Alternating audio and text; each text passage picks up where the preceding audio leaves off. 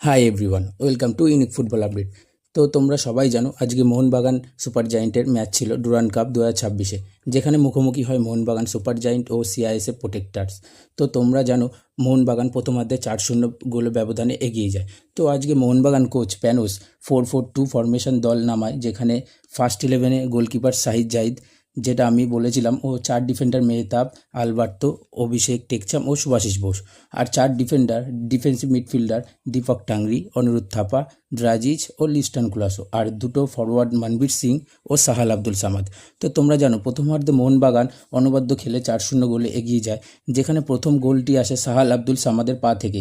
ঠিক তার 2 মিনিটের মধ্যেই আবার নিজের মোহনবাগানের দ্বিতীয় গোলটি করে যায় সাহাল, ও 3 নম্বর গোলটি 24 মিনিটের মাথায় মনবীর সিংয়ের পা থেকে আসে।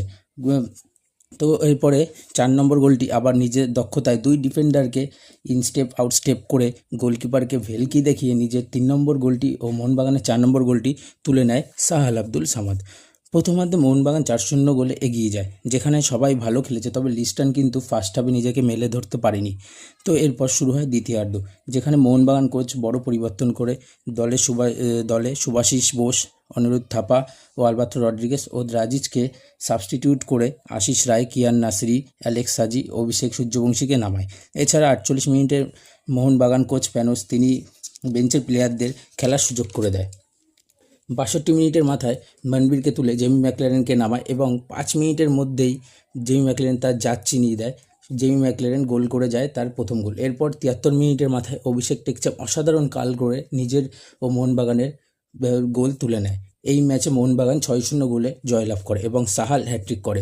পুরো ম্যাচ আজকে অজস্র গোল মিস করেছে, হয়তো আরও গোল হতে পারতো। ভালো খেলেছে মোহনবাগান, কিন্তু অজস্র গোল মিস করেছে।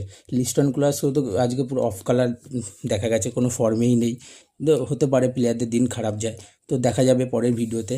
দেখা হচ্ছে পরের ভিডিওতে। ভালো লাগলে লাইক করো, শেয়ার করো এবং চ্যানেলটি প্রথমবার এসে থাকলে চ্যানেলটিকে সাবস্ক্রাইব করে পাশের বেল আইকনটিকে প্রেস করে দাও। দেখা হচ্ছে পরের ভিডিওতে। ধন্যবাদ বন্ধুরা।